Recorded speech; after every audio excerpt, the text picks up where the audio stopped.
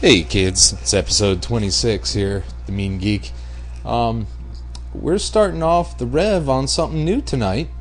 We're going to let him try the opening level of ARKHAM Asylum, the new Batman, which is a stunningly rendered and deceptively deep game. It's just absolutely beautiful. And the Rev has just had the shit scared out of him by the Rumble Pack as the Batmobile runs by. Which I find endlessly amusing. Hitchhikers may be escaping patience sign. Yep.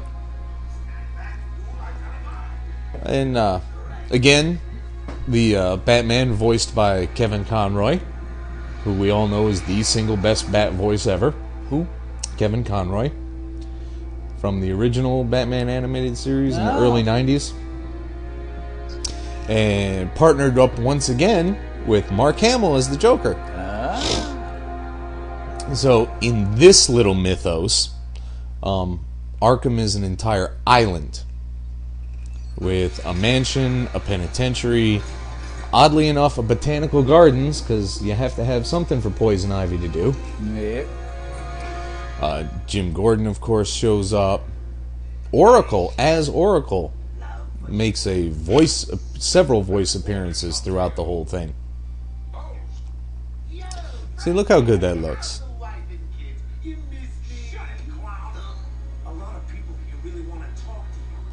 I so dearly love this game. There's enough Bat gadgets to keep you happy, but not enough Bat gadgets to say, oh my god, this is a fucking gadget game. What kind of villains are we looking at? Bane shows up. Zaz shows up. What's her face? Harley Quinn. No Two-Face. Riddler does play an extensive part, but you never actually see him. He leaves you riddles around the asylum.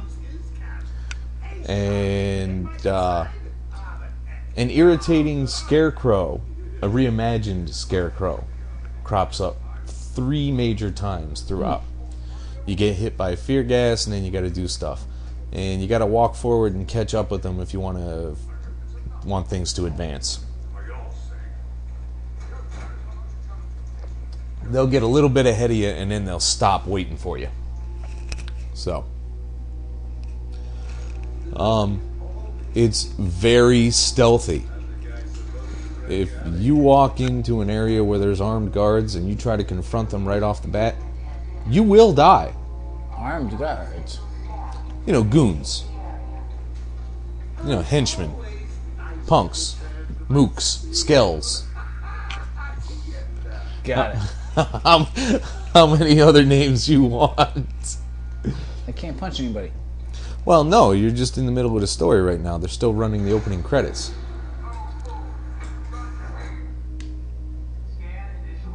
See, look how incredibly good that looks.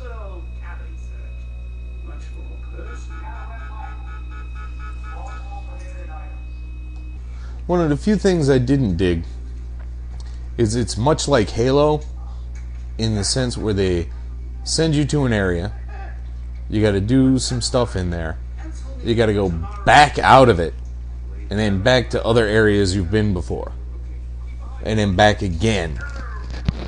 So that was irritating. Didn't dig that.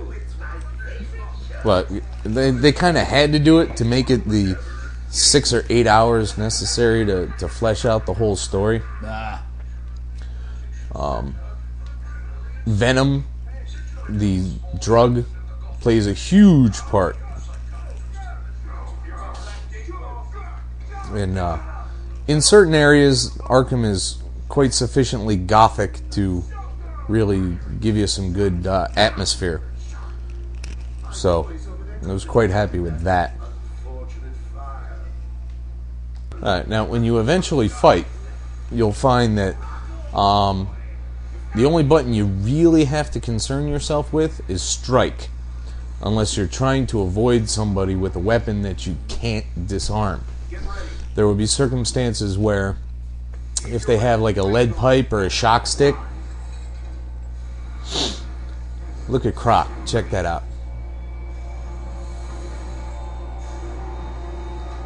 Little bit bigger than normal, but pretty badass, eh? Right? Yeah. Alright, on the boss battles, they will quite frequently require you to stun something before you can hit it. So you'll have to do a quick batarang, a non-aimed shot. It's just a little quick trigger, bing, like that. And it instantly targets itself in on their face and stuns them. And they usually bang up against the wall. And then you can beat the shit out of them for a while and then hop on their back and steer them around so you can fight other things. It's so much fun. But it took me like 10 tries before I figured that out. And I was like, you know what? I don't need to sit here figuring this out. There are walkthroughs. Because there are points where you're like, now what the fuck do I do? But that's, you know, any game's got those. Now, one of the cooler things about this is you don't necessarily have to retarget things when you're fighting them.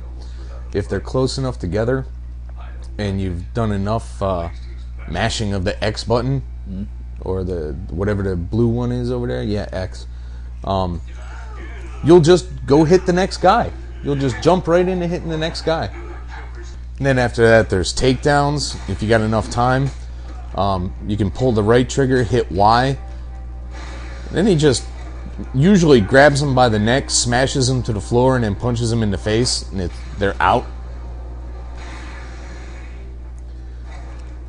About 2/3 of the way through, the bullet time got kind of annoying. Yeah. But they actually timed it pretty well, because it's always a move that looks good in bullet time, rather than just, alright, we're slowing it down and you're doing another move. Those stupid Joker teeth are all over the place, and Riddler requires you to hit a given amount of them at any time. So, it's kind of irritating, but they give you experience so you can go up to the next upgrade. Personally, I'm all about armor. If I can take more hits, I can last longer, and I can brute force myself through a fight. So, you know, I got all the armor upgrades first. The guards never stand a chance. Fucking Arkham. Alright, now you're about to hit Zaz. But you gotta talk to these boys first, and you can't walk into the security gates.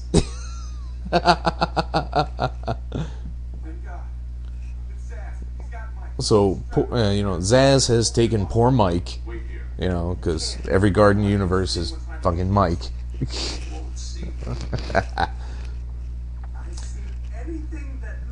And that's a creepy ass character model for Zaz. But obviously this story takes off at a point early in Zaz's career, because you don't see too many hash marks for his murders. In detective mode, important stuff will glow like that gargoyle. Now you can use the what's-majigger?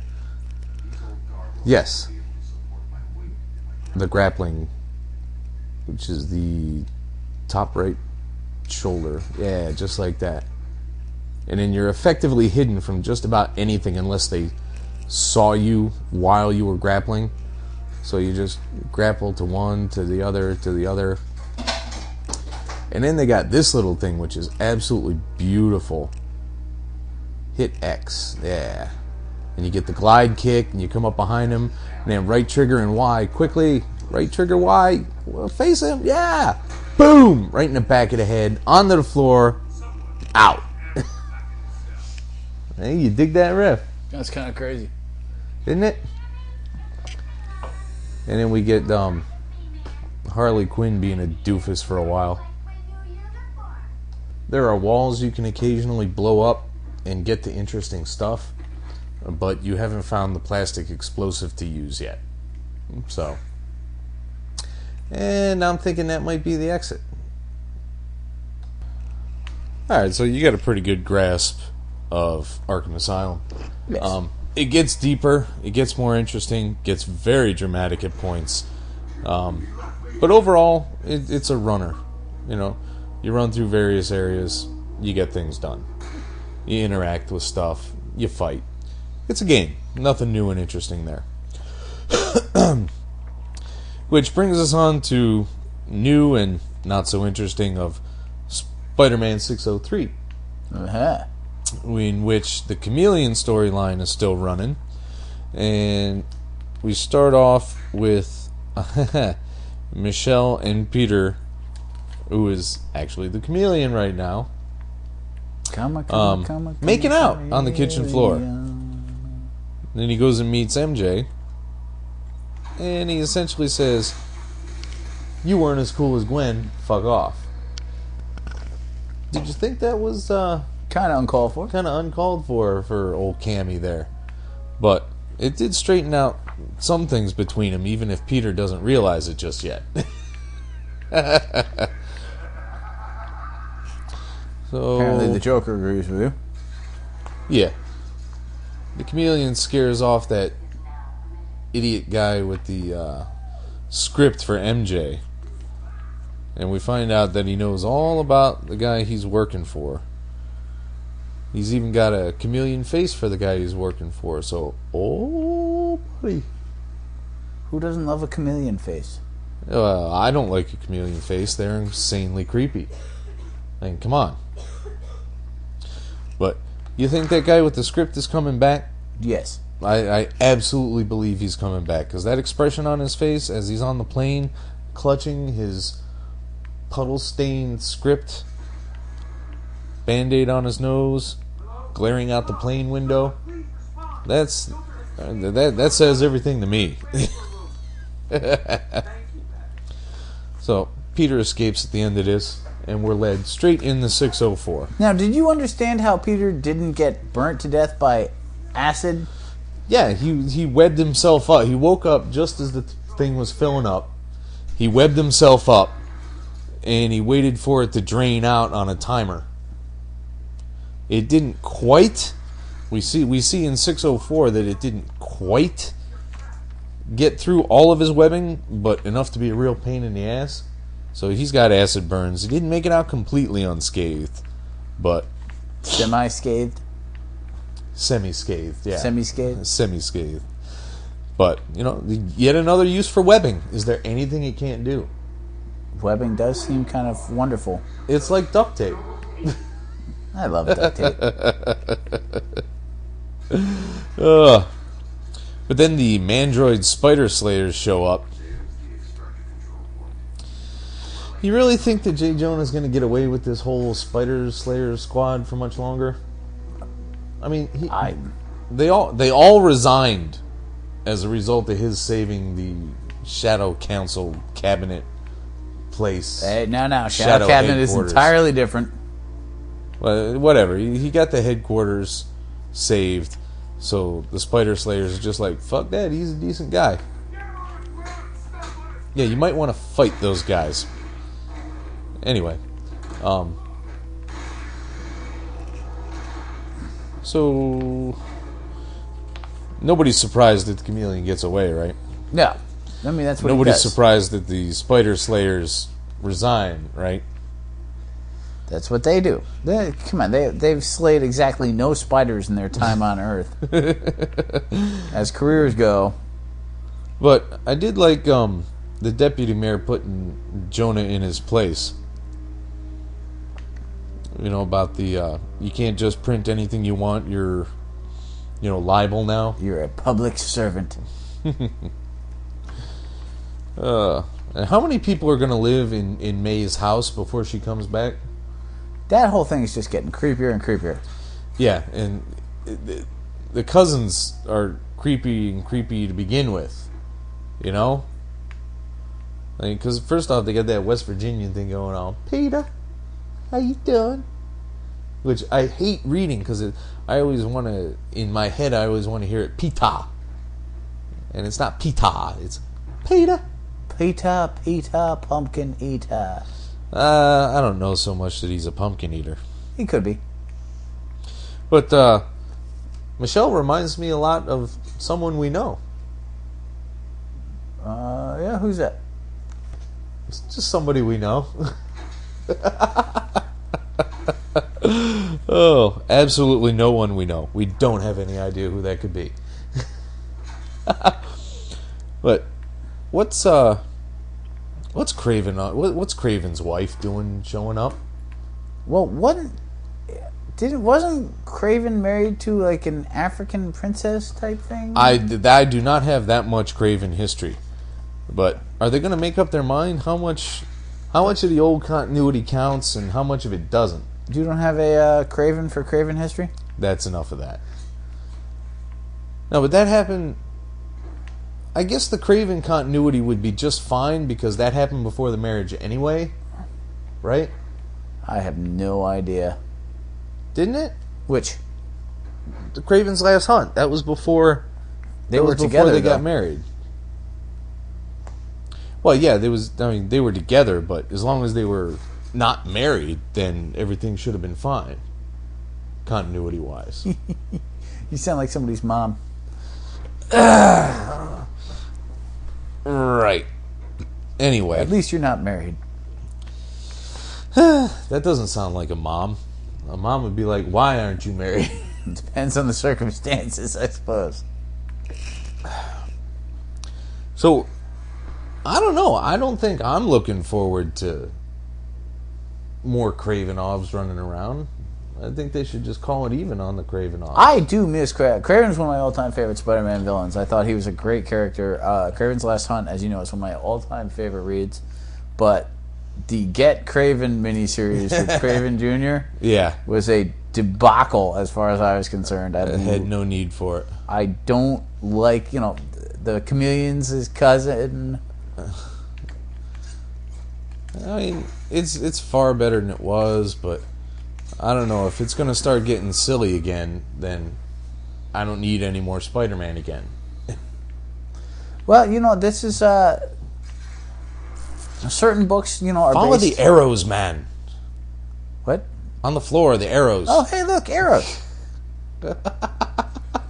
Certain books are based much in the villains as the heroes. Flash has always been a book that's the villains are way more interesting than the heroes. Yeah.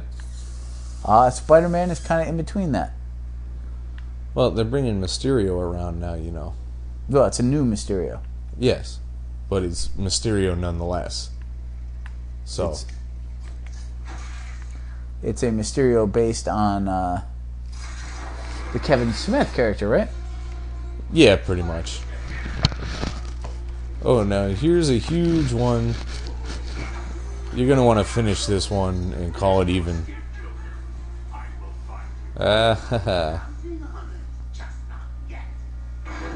Oh, here comes a nasty mutant. Gonna kick your ass. Oh. What about the next issue of Spider-Man? What about the next issue of Spider-Man? Well, we'll just have to see, won't we? What is the next issue? It'll be 605, won't it? Oh, okay, so we've gotten through those. Yes, these are done. It was only 3 and 4 we were dealing with right then. Blackest Night Batman, which is kind of fortuitous since we're playing Batman right now. They're handling things pretty well in here. The momentum in it is relentless. And dark. And very dark. It just cracks right along. Right? No, I thought... I don't like any of the Blackest Night miniseries as much as I like the Blackest Night. But I did think Blackest Night Batman was interesting. However, the level of villain they brought back... I mean, go to the end of the first one. Who were the villains? Mockingbird? Yeah, why would... who even remembers fucking Mockingbird, man? The Trigger Twins? I don't even know them! Yes, you do. They were right at Nightfall in that period. Around the same time Oh, as the God. Man. Yeah. Oh, yeah. Yeah, why couldn't they stay dead? What the fuck? Why are they even dead? And when did Scarface die? Wesker died probably 2002, 2003, somewhere in there. quite a while ago, though. But I like him back. I'd keep him around again. No, one of my favorite Batman villains. Yeah, I know. But how amusing was it for Damian to start beating the piss out of the possessed dick while the dead man was in him? And then he decides, you know what? Fuck that. I'll possess Damian. I don't need to stand there getting hit. What the hell? I mean, we're going off-roading if this shit keeps up. And sure enough, they did. Yeah. But very interesting about too, they turn out to be at least vulnerable to fire to a degree, which means absolutely nothing when I actually say it out loud. Yes. No. But, getting back to my point, God, do you have Batman 1 there? What were the villains that came back? Well, they look better on There should the be a second page, one. right? There's Mockingbird. Right. There's King Snake. Who I don't even know what that is. Yeah, he was another early 90s one, like 92. He's a bit of a jackass. Arnold Wesker. And Arnold Wesker? yeah, the ventriloquist's human counterpart. So they had them listed off. Yeah, Wesker, Desmond, Nyazev, Pi, Durance, Deacon Blackfire. When the hell did he ever show up except the cult? I don't remember him coming back at all. Did he come back? I don't even remember him being dead. Well, I mean, yeah, he died at the end of the cult, but I don't remember. All right, Like, so who would even bother bringing him back? I mean, that was a great mini is that for Blockbuster? '88, probably. And then one of them is the KG Beast. Oh, that must have been Yayanev. Yeah. But here's my question: if you were writing this and you had the ability to bring Batman villains back from the dead, I would definitely start with Ventriloquist. I would leave Magpie alone because she was boring. where's Hugo Strange. You see where I'm going with this? Yes. Who's Arnold Etchison?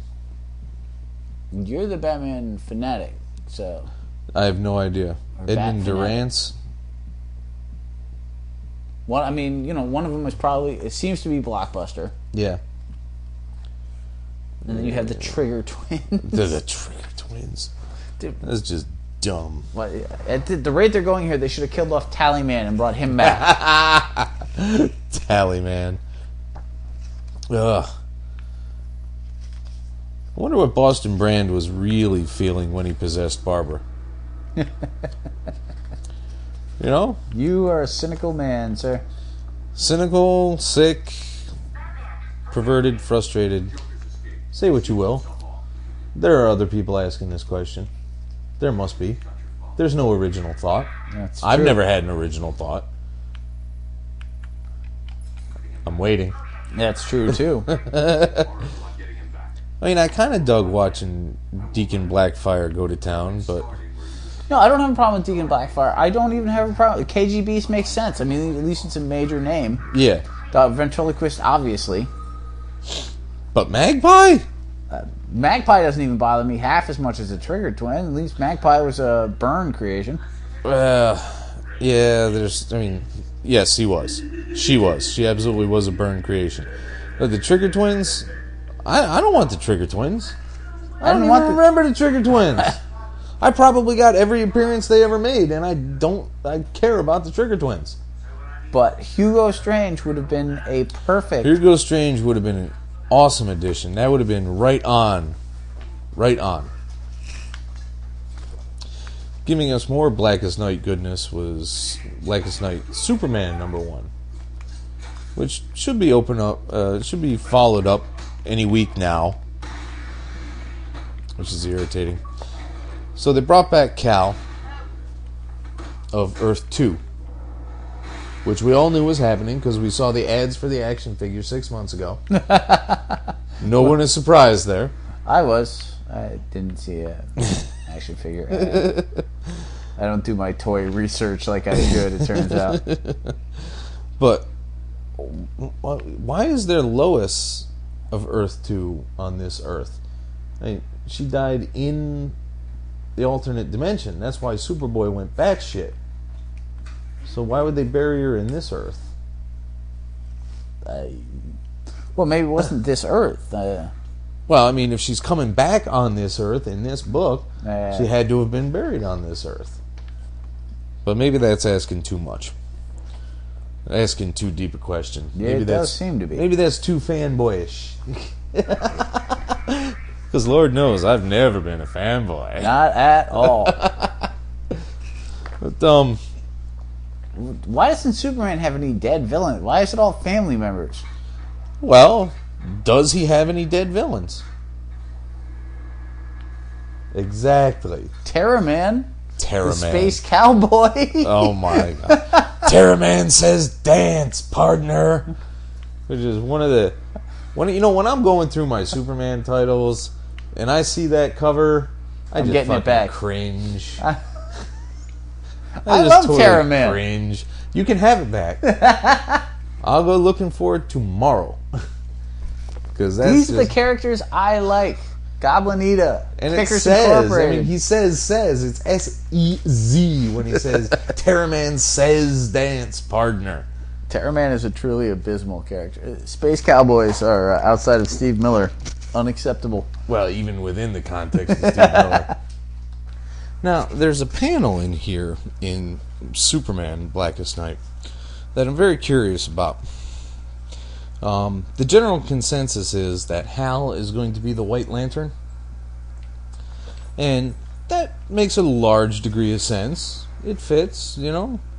He's the greatest Green Lantern after Sinestro, right?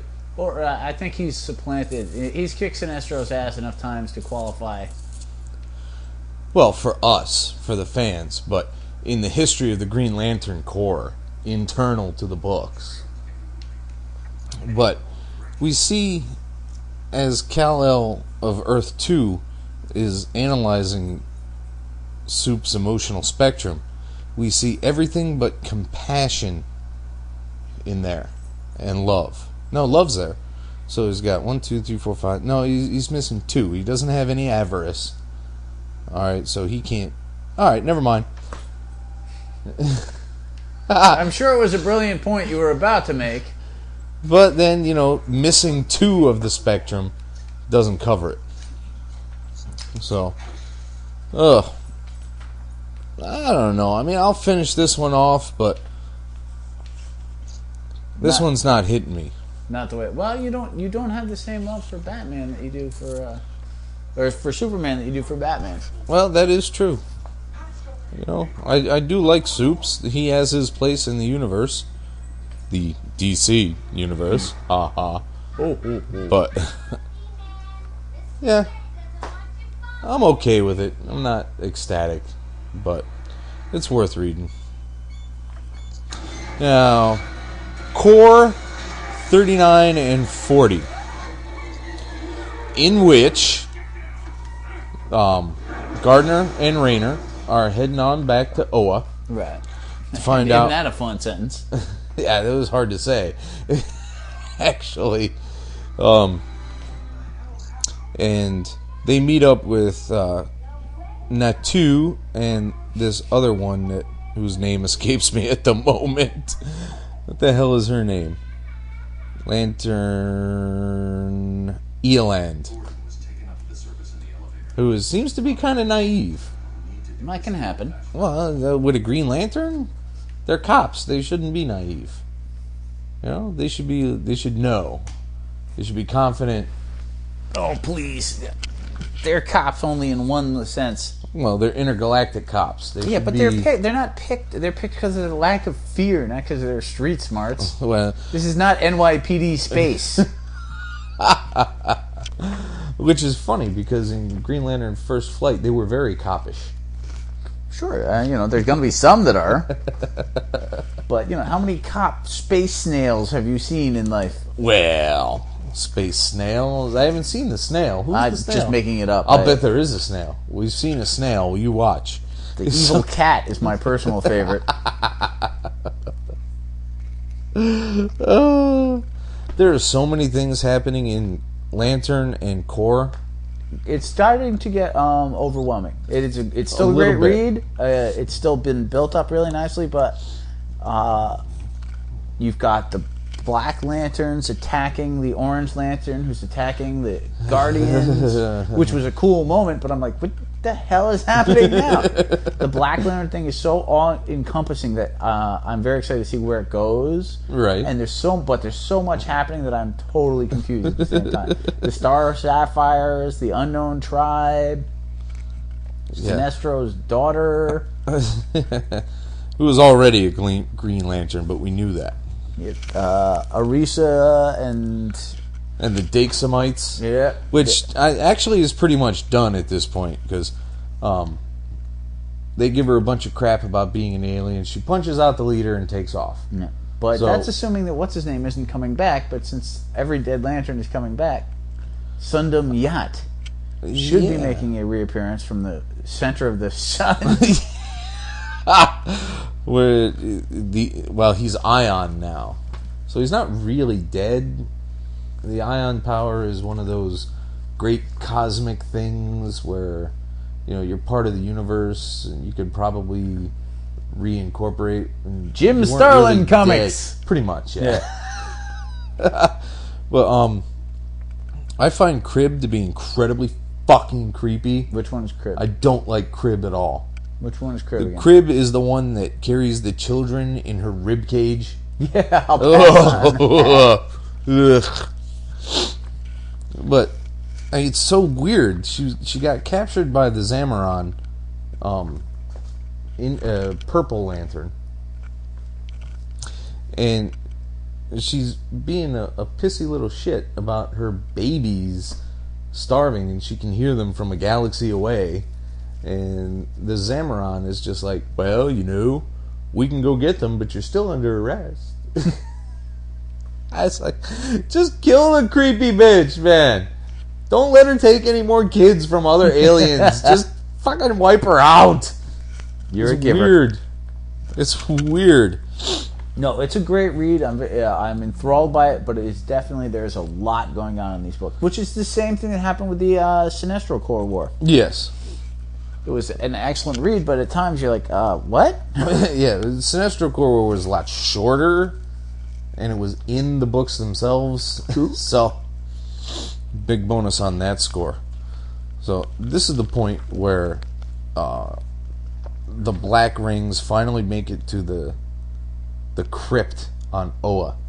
So, there's how many lanterns down there? More than 7.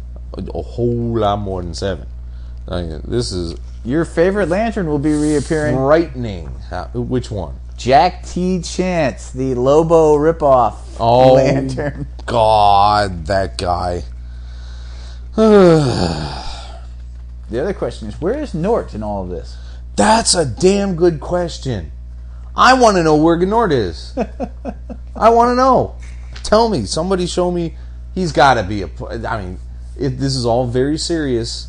This is very hardcore. Death surrounds everyone. Grim, nasty storyline. But he's a lantern. He's a fucking lantern. He's got a real ring. He's been responsible. I want to know. I want to know. And there's got to be somebody else who was asked this question. At some convention at the DC Nation panel, somebody has said, where's Gnort in all of this? And if not, why aren't you asking? Why aren't people out there going to DC that's a damn good Nation? question. I was about to say he's a valid lantern, but he is a lantern. He's a legitimate lantern. Yeah, there you go. He's not really valid, but he is legit. Oh, but I think Gleason's faces are getting a bit better. I've never had any problems. I know you've had one or two faces. You're like, what the? It's never bothered me. Well, the action and the clarity has never bothered me. The bodies have never bothered me. The storytelling has never bothered me. But there have been some faces in here that I was just like, what the fuck kind of expression is that? And I won't hide my irritation in that. But in 40, the zombie Jade confronts the still living Kyle Rayner in and I'm wondering why she wasn't like, I'm gonna eat you. Well, she was eventually gonna eat him, but why she didn't give him shit to screw with his head about every time he gets a girl they die. Because she was one of the 4. That is true. You might be able to break that with a batarang. On the positive side, though, she did not get hit with a Might want to aim it. There you go. lantern. All right, maybe not that Or one. put in a fridge. No, she didn't get put in a fridge, but she definitely died, and he didn't save her. So, she should have messed with him. After he rebuffed her, she should have thrown him off balance by fucking with him like that. That would have been pretty cool. And the Alpha Lanterns. Do you hate the Alphas just yet? I don't like the Alphas. They're like douchebag local cops. They are. They totally are. And then, Salak is just, hey, you know what? Fuck you. We got the ruling down. We're in charge. Fight it. And how frightening is it that Guy Gardner is an honor lantern and he's in charge after Salak? A little bit unexpected. It's a little worrisome, because it's fucking Guy Gardner, I actually find Guy quite amusing most of the time, but as a paragon of judgment and restraint, he's never really come across all that well. You know what I'm saying? You are not wrong. But the progression is going well. It's going really well. No, it's a great read. It really is. It's building nicely. It's going areas you don't expect it to. But then they brought back that creepy ass 3-mouthed You're just letting yellow these things lantern. creep you out, man. Well, I mean, they're zombies for one, and they're aliens for another. So they're designed for creepiness. You know what I'm saying? But this whole eyeball in the mouth thing and the mouth for eyes thing, I don't like it. But I was insanely amused when Gardner pulled a Mr. Miyagi on Bzzz. He caught the fly lantern in his chopsticks. That amused me. I can't believe they have a fly lantern. Well, of course they did. They had everything else at lantern. You should. There you go, just like that. And how does it end?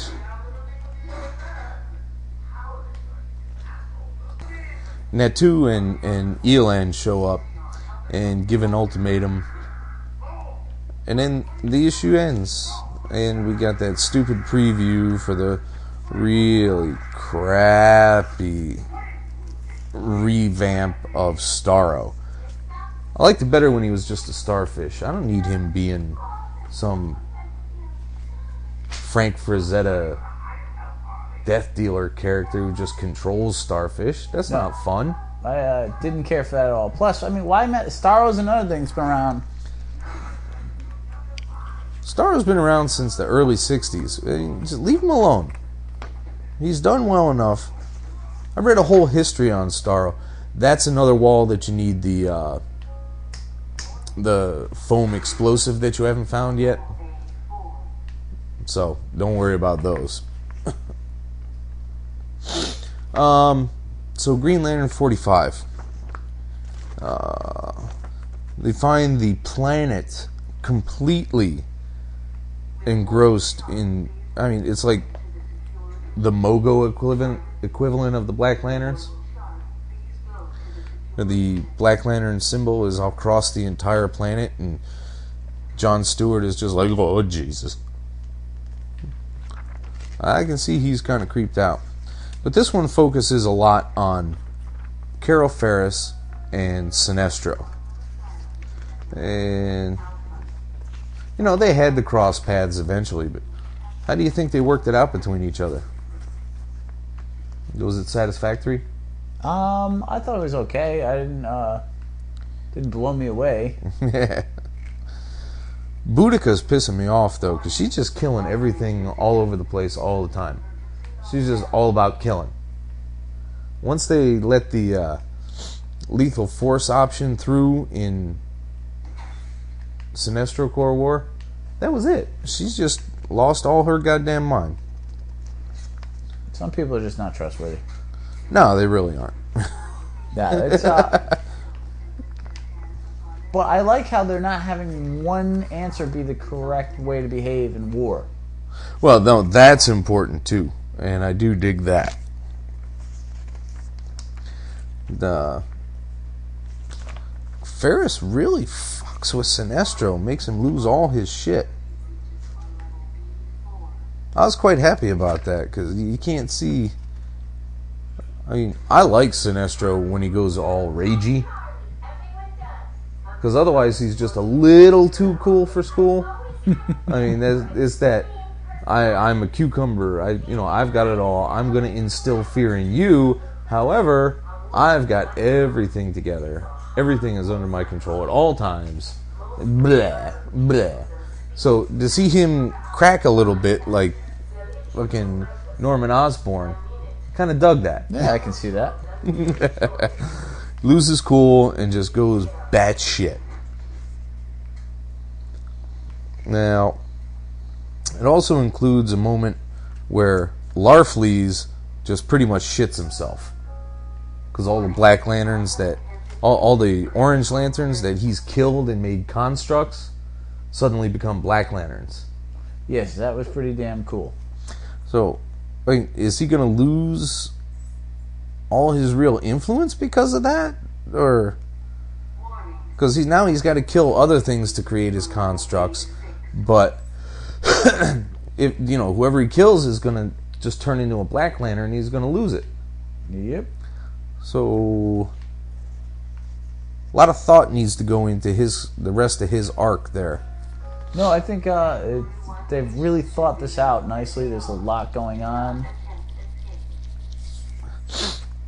But this gives us our first glance of the Indigo tribe about to jump into action on the last panel, of course, of the last page. There you go. Those wacky Indigos. Which makes us jump right into, or rather back quite a bit, to Blackest Night itself, number 2. Where we see the fallout and the prelude to... the fallout from Blackest Night 1 and the prelude to Blackest Night Batman, which is an irritating thing to have to work out into a sentence for verbal use. For many reasons, really. I did like the use of the flash fact, though. Yes. You think Aquaman's really that pissy, or is the Black Lantern effect just fucking with everybody? I think he's really that pissy. I think it's, probably a little bit of both, but... no part of Aquaman being pissy do I find shocking. Well, at least he's got his fucking hand back. That's a big thing for me, because as much as I like most of Peter David's stuff, aside from Friendly Neighborhood Spider-Man, Horrible. I saw absolutely no need for him to lose a hand. What's your hand got to do with me? Stop that. So, yeah. Hawk and Dove. That was unexpected. Yeah. So I'm not real sure. I mean, everybody died violent, but Don somehow found peace anyway, and nobody else did. I mean, I know he was a pacifist. He had certain beliefs. He was probably very Buddhist, which somebody will probably bring up in a retcon, but it does seem likely. But really, why? I'm very curious about why he's at peace and none of the others are. Just to stay within the character. Well, I can see that, but I mean, if anybody, Jonathan Kent should have been at peace as well, because he lived a good life. He followed his beliefs as perfectly as he could, being a human. So, and the consensus is he'll probably come back too. Yes, but his powers weren't based on his peace. Yeah, he had no powers. He was just a relatively nice, normal human being. I'm not sure that's really sufficient to get him a pass on the Black Lanterns when everybody else didn't. But all right, go to town, rip them guys up. See, you're kicking ass, baby. You're hardcore. Zombie sharks, man.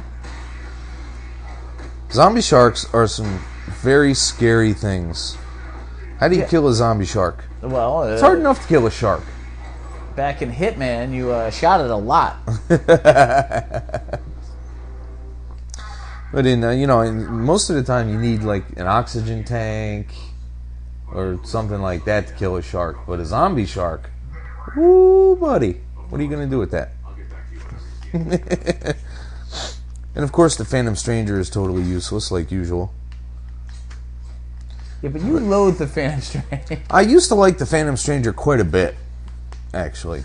Really? When Yeah. was that? Way back in the 80s, starting with that Mignola Mini. Remember that one? Yeah. I used to have a couple of old Phantom Strangers when it was still a semi-horror comic. No, I did enjoy the Stranger for the most part. But as he did less and less and became more and more cryptic, he irritated me more and more. Well, that can happen. Now, what does this tell you about the power of the Black Rings? That even the spirit of vengeance can be subverted by the rings. The amount of work involved in being a lantern or a Black Lantern Yeah. seems to be rather excessive. Well, it was pretty funny. I rather enjoyed watching the Siren's head explode in shards of ice. Although it looked a very, very Swamp Thing when she reconstituted her head.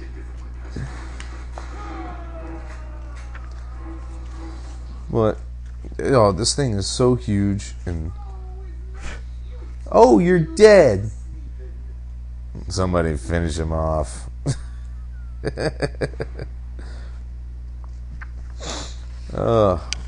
These poor guys, they gotta go up against a dead Justice League. Not a good day. No. And I hope to see the Hawk people ripped apart several times. Just keep letting them reconstitute, because I keep wanting to see them ripped apart over and over again. You just hate Hawks. Hawk Man and Hawk Girl, they are so convoluted in their history. You just miss Hawk Woman, do you? No. No. They die because they love each other. That's lame. Romeo and Hawkette. Think about that now. They know they love each other. They've been reincarnated 30,000 times. And every time they admit it, cack. But, yeah, bated breath on the rest of Blackest Night otherwise. So, Secret Warrior 7, which jumps right then into Thunderbolts 135. Probably the only Thunderbolts issue I'm ever going to buy. Didn't understand a word of that issue. No, but seem to be ripping off Metal Gear Solid, though.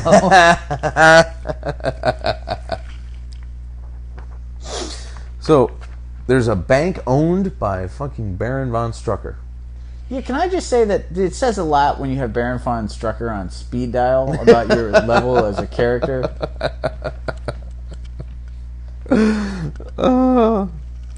Was it not surprising that someone in the employ of Nick Fury asked for a view of someone's rack?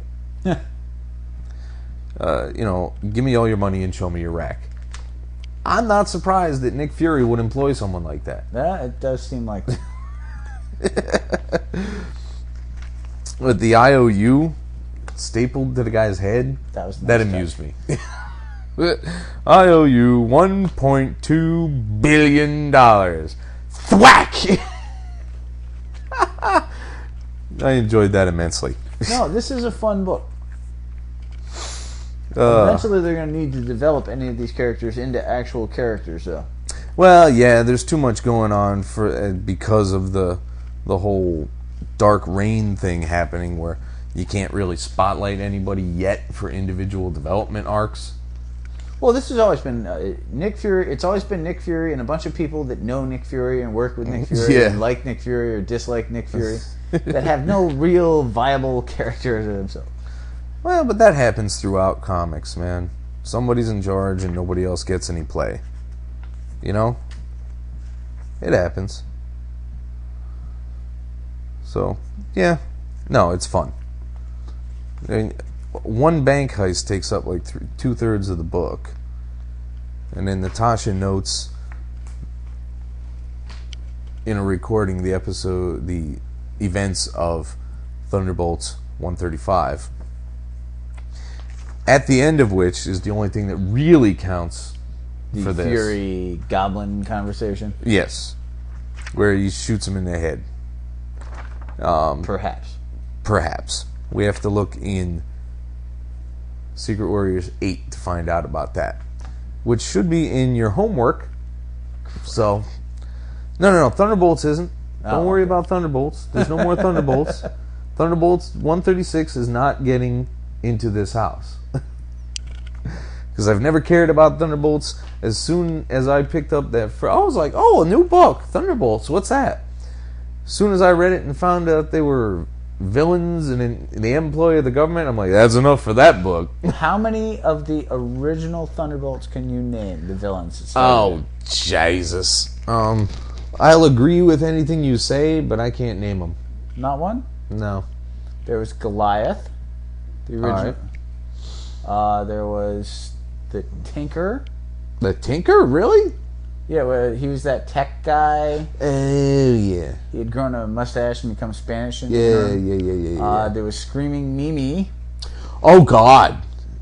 Moonstone was still there. Moonstone, yeah, which explains why she was so easily recruited for Dark Avengers. Baron Zemo.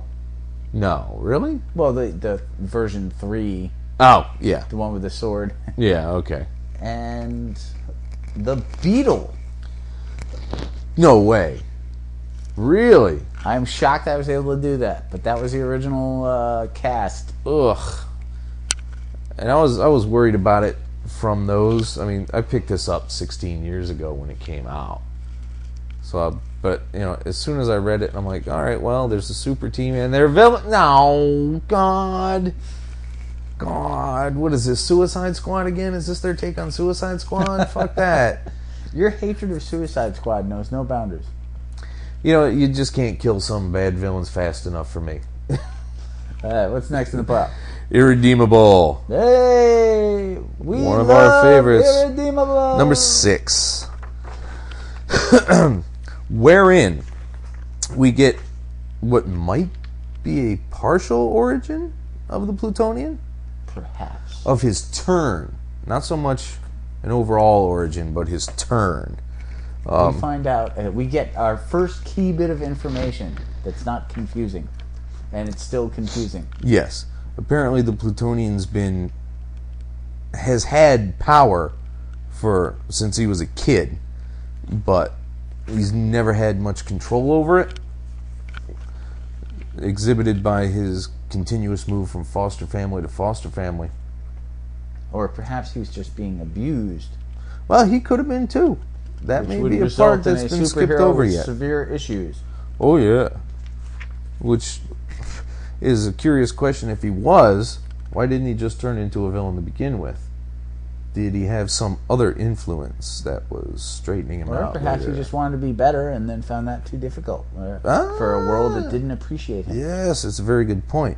And we know the world didn't appreciate him because some jackass wants him to fix his bullet-riddled boat. Even though he's not a carpenter, he just saves people's lives. That's a very good point. I'd probably do that too. Listen, jackhole, you're still fucking alive because of me. Now you want me to fucking... What? Really? That you would not be a good hero, sir. I might be. I wouldn't deal with that very well. Find a carpenter, sir. Whoosh. Napping man tells you to fuck off. Napping man? That's you, baby. Napping man. I would have saved you, but there was something on television that looked intriguing. It turned out not to be that good, but... It was on History Channel. It was... But they find the Plutonians' hideout. Yes, inside a volcano. Which seems ridiculously uncomfortable. Yes. Well, it must be. There's lava. And poisonous fumes. That's what everybody else forgets about volcanoes and shit like that. There's fumes. Sulfur. There's sulfur, all kinds of crazy dioxide-based gases. There's methane and propane. Not propane, that's a manufactured chemical. But all kinds of nastiness like that. You can't just swoop into a volcano, even if you're far enough away from the heat to keep from parboiling you. Again, things Dante's Peak did not teach us about science. But I thought this virus thing was pushing it just the teeniest bit. Oh, come on. It turns kids into living skeletons and then kills them? And it propagates. It's a sound virus. It propagates on people's screams. Oof. Hey, yeah. Mark. Pushing it, but then again, let's go back to the thinking singularity hole and... Yeah, well, that was pushing it too. I mean, it's a neat literary trick for a comic book, inside a comic. You wouldn't deal with that in a novel. Yeah, no, it depends on who wrote it. It wouldn't, nobody that I read. I mean, if Highline tried to pull that, I'd be like, Rob, man, come on. But no, Irredeemable continues to get better and better. And I really wish they didn't need the 7-page preview for Swordsmith Assassin, because I would have liked a little more story in Irredeemable. The amount of backup comics that are running right now is driving me nuts. And, if they were backup comics, it might not be so bad, but the majority of them are previews for what appear to be really shitty books. About Superman. Well, mainly Superman. And Gog. And then there was that Doom Patrol one for a long time. Yeah. That's not really my idea of value added. The Question was going for a while. Oh no, it's still going. It's still in Detective. But yeah, I mean, and less previews. If you're going to give me more pages, give me a real story in those pages. So Dark Times 14. Where things ramp up a little bit on the planet of Blue Harvest, where Das Jenner, the Jedi General, is outed for saving the Nosarians. I can't believe you said that. It was that hard. Right there is everything that's wrong with it. It was actually hard to say. General Das Jenner. See, I can't even say it again. Now, this is the other Star Wars book that I don't entirely detest, but I still am not blown away by it. Yeah. I noticed you stopped picking up the one with... Yeah, Legacy and Knights of the Old Republic are off my radar. Cade Skywalker just pisses me off way too much. Cade. He can't make up his mind. His name is Cade. All right, you're lucky he's not in a space boy band. Danny, Donnie, Joey, Jordan, and Cage.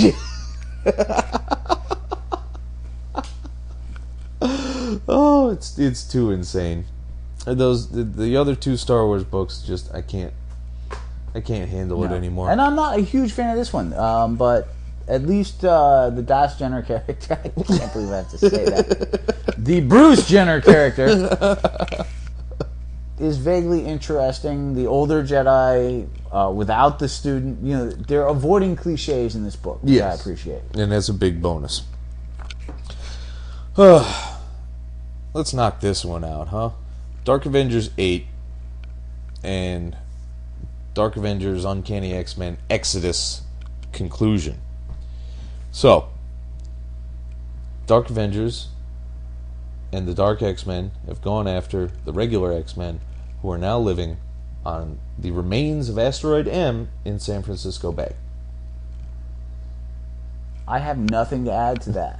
I was literally reading these books like, when's the next page? When can I be done? And on top of that, they use it as yet another springboard for yet another one-shot, which I am not going to be fucking buying. I don't care what Scott's confession to Emma is, but I don't need to hear it. I still love my wife, Jean Grey, even though she's been banging a short Canuck for the last couple of episodes. That might be. And I feel guilty banging you, even though I love you, and you've seen into my mind. No, Scott. I've had it. But I did prefer... Your weird relationship with Iceman Bobby back in the X-Men in the 90s freaked me out. I don't care. I no longer give a shit about... Reading X-Men comics is like going to family events that you don't want to be at, where people tell you things that are way too personal that you don't want to know. And then someone else who's involved in the situation comes, but they've got another story that's different and yet somehow connected. And you spend the entire time going, I'm not drunk enough to be involved in this. And then when I am, I don't understand it. The only thing that got me to buy Chapter 5 of Utopia was the fact that it was Dark Avengers number 8. Because I was curious where they were going, but I didn't really care. If this was a much cheaper book, it would have been easier to swallow. But at $4, I don't need Exodus there. No, I guess my main thing is that, and what's resolved in the end? Again, we're back with the mutants have their own place, leave us alone storyline. Yeah. Which has worked out so successfully well the last 14 times. Yeah.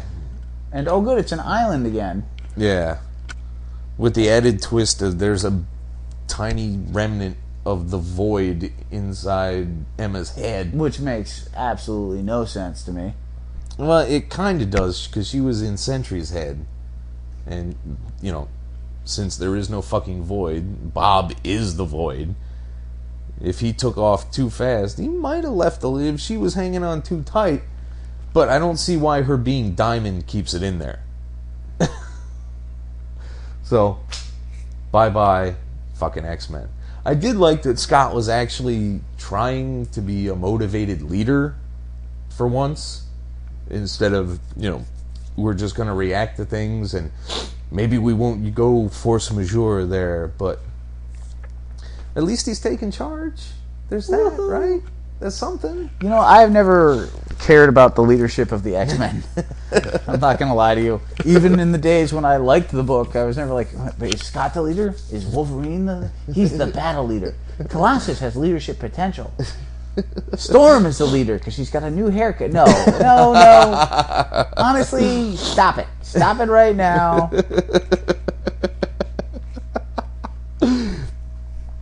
Leaving us to end the week with Avengers Dark Reign, The List. Can these titles get any fucking longer? The List of Messenger. You know how this title could have gotten longer? How? Dark Reign, The List, Great Lakes Avengers. There you go. Or Dark Reign, Norman Osborn's The List. Which they should really consider as a lighthearted counterpoint to all this shit. I don't think they even want to admit that there were a Great Lakes Avengers at some point with bouncing Bertha. There are humor books that people look back on fondly. The Great Lakes Avengers is not in there. Damage Control is not in there. These are books that people are trying to forget.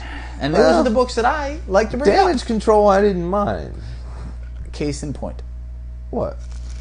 If you liked it, it can't have been popular. Oh. Last one. This is where Bucky Cap finally has something to say in the whole "do we kill Norman" thing. And he finally makes the point to Ronin / Clint douchebag Hawkeye.